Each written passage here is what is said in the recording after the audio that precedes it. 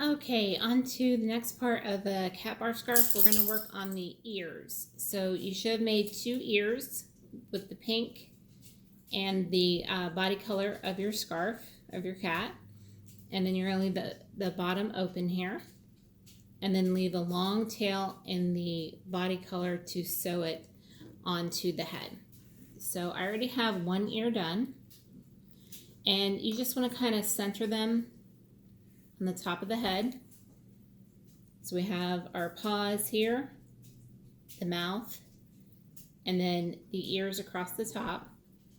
So I kind of come in where the rounded part starts to get flat and put my first ear here. And so I want to put the other one in the same position. Okay, so I usually just hold it, but if you want to use a pin to hold it in place so it doesn't shift around, that's fine. But now we're going to go ahead and sew it to the top. So I keep the head just kind of flat and just kind of whip stitch through the ear onto the head. So I'm going to take this, just double check my placement, and you can see they're kind of over the paws a little bit. That can help your placement too. You just want them to look even. Take my needle, and again, I'm just working through that top layer, front to back.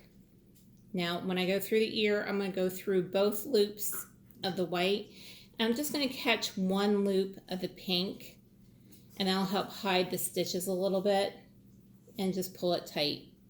And you want the ears pretty secure, so I'll usually do two stitches through each loop, just to make sure they're nice and tight. And again, I'm just moving on. And if you can see here, I'm just catching that inner loop of the ear, the stitches that are exposed on the bottom. And just 2 stitches per loop, and continue all the way across. So it's pretty simple, just to whip stitch them onto the top of the head. Just making them secure.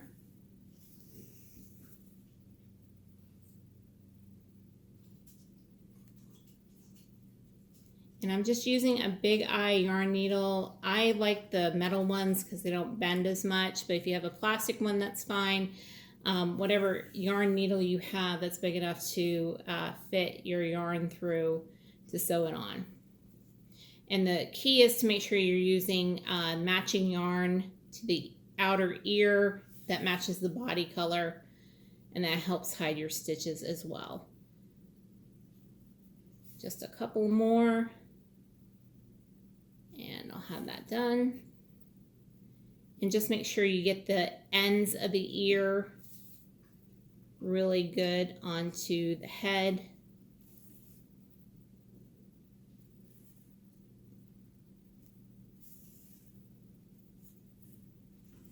And there it is.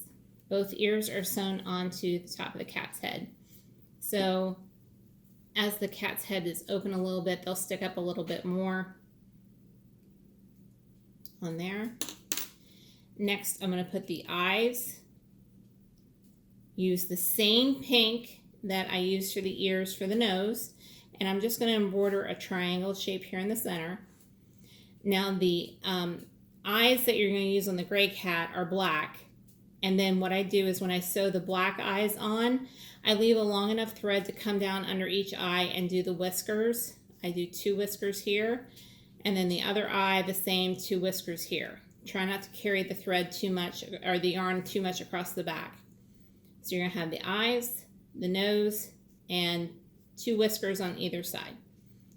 And then we'll attach the scarf. Now the scarf is going to be sewn on the inside here. I usually line the scarf up so it's red to purple across the front of the scarf. I'll put about a 1/2 inch of the scarf down into the cat body, and you want to make sure the scarf is centered in the mouth. And this part I usually will secure when I'm sewing the scarf into the cat body.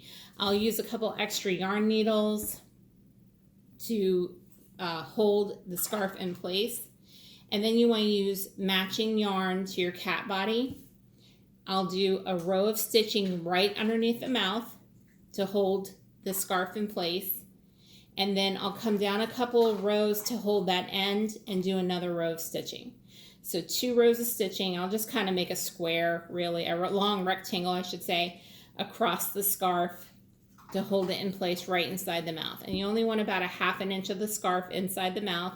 So, and that way when it comes out of the cat's body, the scarf comes up this way. Okay? If you have any questions, let me know. Have a good night. Bye.